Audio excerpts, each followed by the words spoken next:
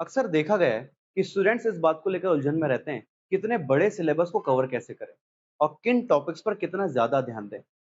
अगर आप भी मध्य प्रदेश शिक्षक वर्ग 2 परीक्षा की तैयारी कर रहे हैं और 2026 की इस परीक्षा में अपनी एक सीट पक्की करना चाहते हैं, तो आप सभी का स्वागत है अक्षर संस्थान के ऑनलाइन प्लेटफॉर्म पर।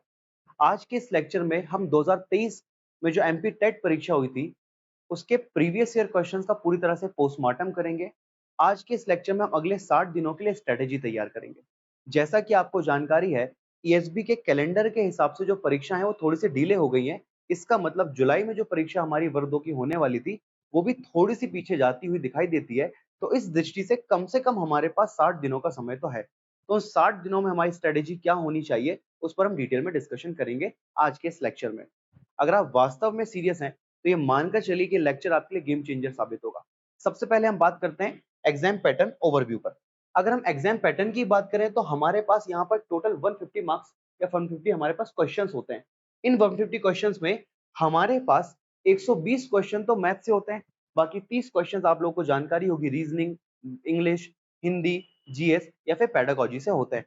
तो आज हम इस लेक्चर में केवल इन 120 क्वेश्चंस की बात करेंगे। इन पूरे के पूरे 150 क्वेश्चंस को सॉल्व करने के लिए यहाँ पर हमारे पास 2.5 घंटे का समय होता है, या फिर हम उसे 150 मिनट्स बोल सकते हैं। अब हम बात करते हैं कि किस तरीके से 2023 की परीक्षा में आपसे हर एक टॉपिक से क्वेश्चन पूछा गया था। मतलब हर एक शिफ्ट को हम पूरी तरह से एनालाइज करने की यहाँ पर बात कर रहे हैं। अगर हम देखें तो यहाँ पर 2023 में हमारे सामने 5 शिफ्ट में मैथ्स के पेपर हुए थे।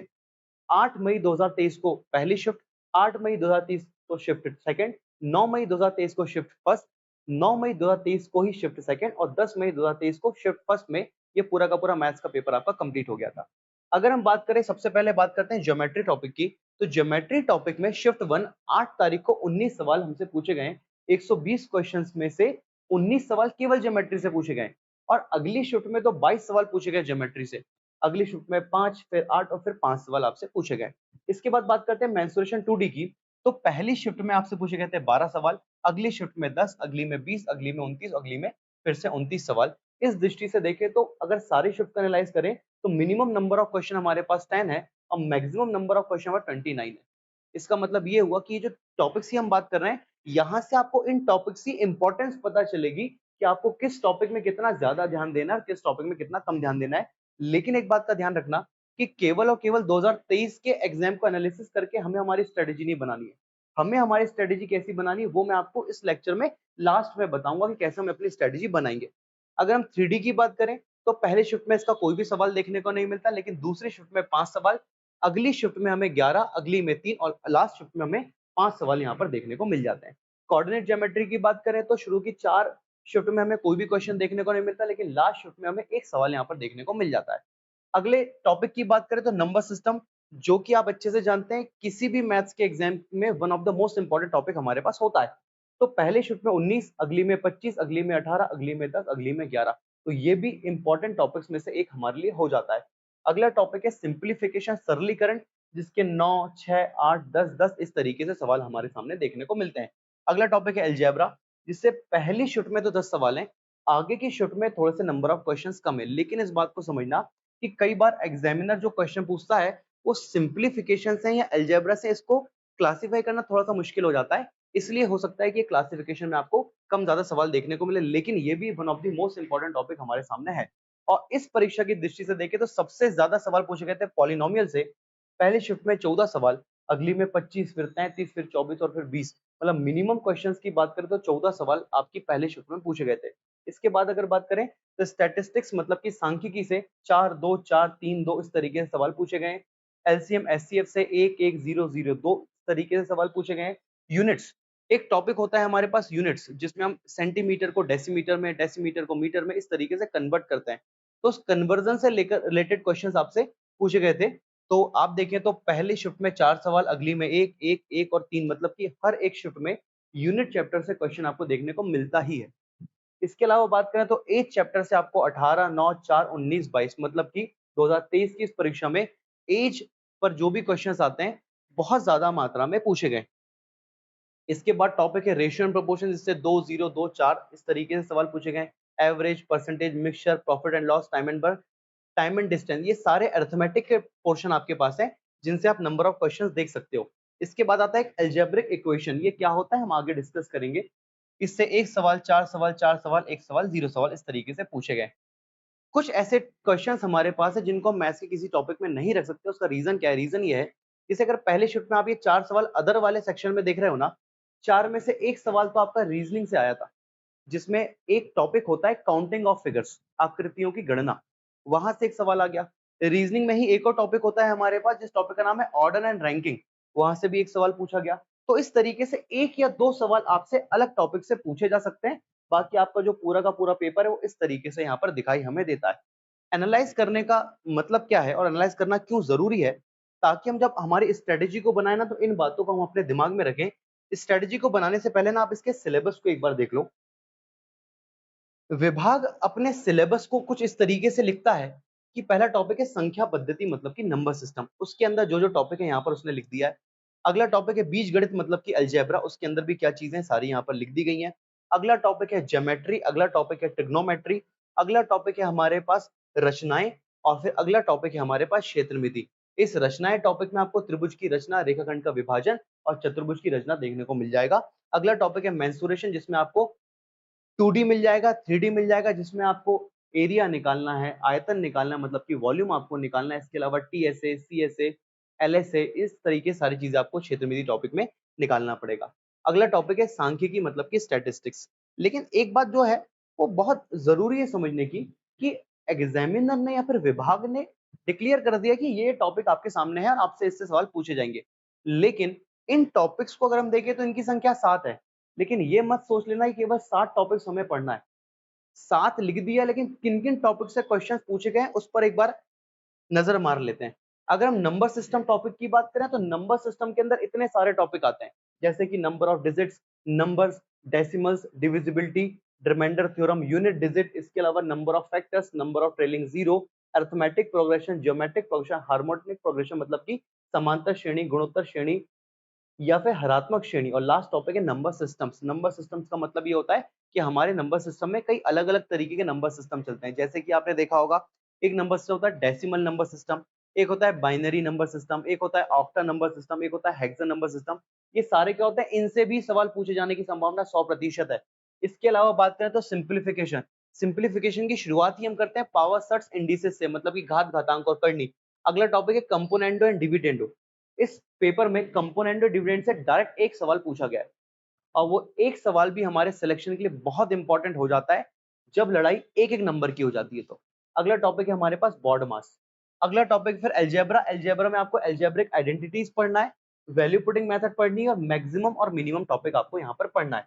अगला टॉपिक है ज्योमेट्री, जिसमें हम लाइन पर बात करेंगे, एंगल पर बात करेंगे, ट्राइंगल, क्वाड्रिलेटरल, पॉलीगन पर बात करेंगे। इसके अलावा ट्रिग्नोमेट्री। अगर हम 2023 के पेपर को एनालाइज करें ना, तो ट्रिग्नोमेट्री का एक भी सवाल वहां पर हमको देखने को नहीं मिलता। 600 सवाल आपसे पूछे गए हैं। इन 600 सवालों में से केवल एक सवाल है आपके पास हाइट एंड डिस्टेंस का, जो कि ट्रिग्नोमेट्री का एक सब टॉपिक होता है। मतलब 600 सवालों में केवल एक सवाल हाइट एंड डिस्टेंस है। इसको देखकर कुछ विद्यार्थी इस भ्रम में चले जाते हैं कि ट्रिग्नोमेट्री नहीं पढ़नी है, लेकिन ये गलती बिल्कुल मत कर देना। व्यापम या ईएसबी की ये आदत है कि अगर सिलेबस में कोई टॉपिक है और किसी वर्ष उससे सवाल नहीं पूछे गए, तो पूरी संभावना बनती है कि अगले वर्ष जब भी ये पेपर होगा तो उस टॉपिक के क्वेश्चंस की आपको भरमार देखने को मिल सकती है। तो ये टॉपिक आपके लिए बहुत इंपॉर्टेंट है, इसको छोड़ने की बिल्कुल गलती मत करना। इस टॉपिक के अंदर हम पढ़ते हैं trigonometry identities, circular measure of angles, height and distance, और मैक्सिमम एंड मिनिमम, जिसको शॉर्ट में हम लोग मैक्सिमा एंड मिनिमा भी बोल सकते हैं। इसके अलावा टॉपिक है मेंसुरेशन। मेंसुरेशन में 2D 3D दोनों आता है, मैंने आपको बता दिया। एरिया पूछा जाएगा, पैरामीटर मतलब कि परिमाप, एलएसए, सीएसए या फिर टीएसए, और फिर आपसे वॉल्यूम भी पूछा जा सकता है। स्टैटिस्टिक टॉपिक की अगर बात करें तो यहाँ पर आपसे frequency, range, mean, median, mod, mean deviation, variance और स्टैंडर्ड डेविएशन से भी क्वेश्चन पूछे गए हैं। प्रोबेबिलिटी की बात करें, प्रायिकता, तो यहाँ से परमुटेशन, क्रमचय, कॉम्बिनेशन, संचय ऑफ प्रोबेबिलिटी मतलब कि प्रायिकता। इसके अलावा डेटा इंटरप्रिटेशन मतलब कि डीआई से भी क्वेश्चंस पूछे जाने की 100% संभावना बन जाती है। इसके अलावा अगला टॉपिक है हमारे पास अरिथमेटिक। अब यहाँ पर सिर्फ लिखा है अरिथमेटिक, तो अरिथमेटिक का मतलब होता है अरिथमेटिक में जितने भी टॉपिक्स आते हैं आपको सारे के सारे कवर करने पड़ेंगे, जैसे कि time and work, time and distance, time distance and speed, percentage, profit and loss, simple interest, compound interest, ratio and proportion, ages, mixture, partnership और एवरेज। इसके अलावा लास्ट टॉपिक हमारे पास है मैथ्स की पेडागोजी। पेडागोजी में आपसे नेचर ऑफ मैथमेटिक्स से question पूछे जा सकते हैं, place in the curriculum, methods of evaluation, diagnostic and remedial teachings. इन सभी टॉपिक्स को हमें डिटेल में पढ़ना पड़ेगा, तब जाकर हम ये बोल सकते हैं कि हम इस एग्जाम को क्रैक कर सकते हैं। एक बात जो आपके लिए समझनी सबसे ज्यादा जरूरी है, इस एग्जाम के जितने भी क्वेश्चन है मैंने सभी क्वेश्चन को पर्सनली एनालाइज किया है। एनालाइज करके मुझे ये पता चला कि यहाँ पर एग्जामिनर आपसे ये नहीं चाहता कि आपको किसी एक टॉपिक की बहुत गहरी समझ हो, लेकिन आपसे एग्जामिनर ये चाहता है कि आपके पास सारे के सारे टॉपिक्स की थोड़ी थोड़ी समझ हो। मतलब एग्जामिनर ने आपके सिलेबस को बड़ा कर दिया है, कठिन नहीं किया बल्कि क्या कर दिया है, बड़ा कर दिया है, ताकि आप सिलेबस को कवर अगर कर लेते हैं तो आपके सिलेक्शन की संभावना बढ़ जाती है। लेकिन अगर सिलेबस का कोई हिस्सा छोड़ दिया और उस हिस्से से नंबर ऑफ क्वेश्चन ज्यादा आ गए तो यहाँ पर आप फंसते हुए दिखाई दोगे। इसलिए हमें क्या करना है, हमें हमारी स्ट्रेटेजी बनाते हुए कुछ बातों पर विशेष ध्यान रखना है। जैसे सबसे पहले आपको गणित की आधारभूत समझ को विकसित करना है। बोलने का मतलब ये हुआ कि आप पहले सारी चीजें भूल जाओ, आप किस एग्जाम की तैयारी कर रहे हैं, पिछले वर्ष पाठ्यक्रम क्या था, पिछले वर्ष परीक्षा में क्या प्रश्न है, सब चीजों को भूल जाओ। केवल ध्यान दो कि मैथ्स का बेसिक क्या होता है। पहले बेसिक में बहुत अच्छे से कमांड बना लो। जब बेसिक में बहुत अच्छे से कमांड बन जाएगी, उसके बाद आपको अपने पाठ्यक्रम को देखना है, अपने करिकुलम को, अपने सिलेबस को देखना है। जब आप सिलेबस को देखेंगे तो अब आपको केवल और केवल सिलेबस के अनुसार पढ़ना है। कौन सा सिलेबस?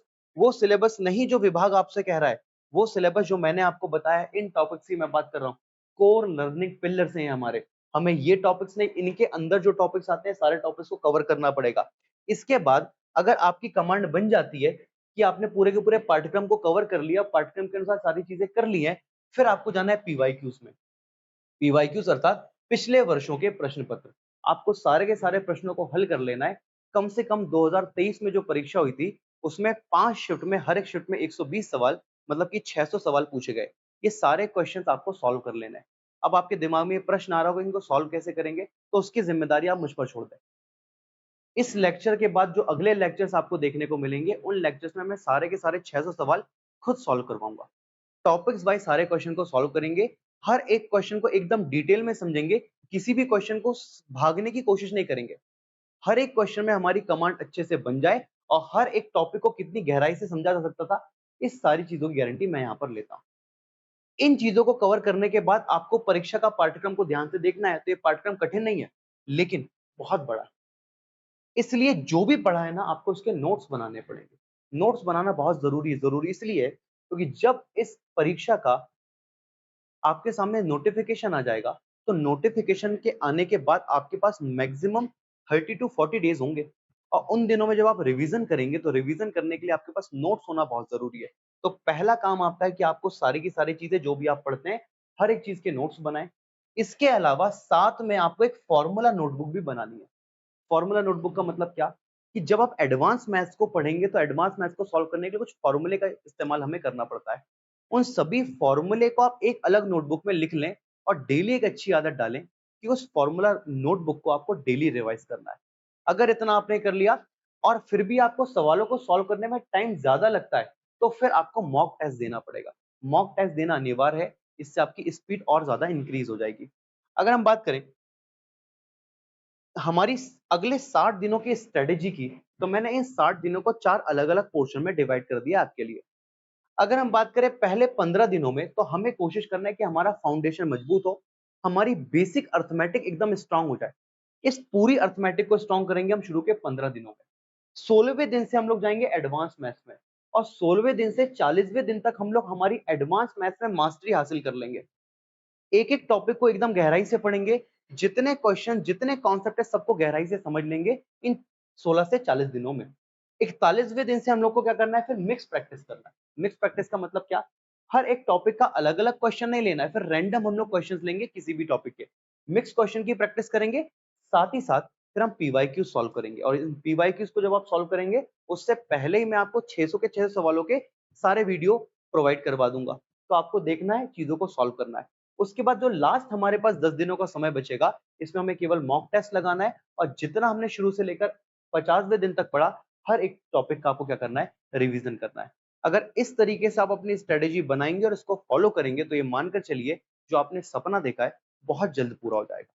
आज के इस लेक्चर में मैंने जितनी भी बातें आपको बताया, अगर आप चाहते हैं कि इसकी पीडीएफ आपको मिल जाए तो आप पीडीएफ को डाउनलोड करने के लिए हमारे टेलीग्राम या व्हाट्सएप चैनल से जुड़ सकते हैं या हमारे एप्लीकेशन से भी आप जुड़ सकते हैं। इससे भी आपको पीडीएफ यहाँ पर मिल जाएगी। इस बात को समझना कि आपका जो सिलेबस है ना, वो मुश्किल नहीं है, बड़ा है।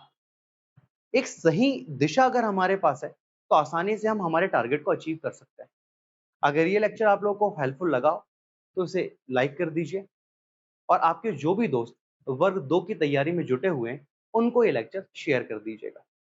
और हाँ, सब्सक्राइब करना मत भूलना, क्योंकि आप आज इस चैनल को सब्सक्राइब करेंगे तो अगले जो लेक्चर्स यहाँ पर आएंगे वो आपसे मिस नहीं होंगे। तो मिलते हैं अगले लेक्चर में, तब तक के लिए कीप लर्निंग, कीप ग्रोइंग।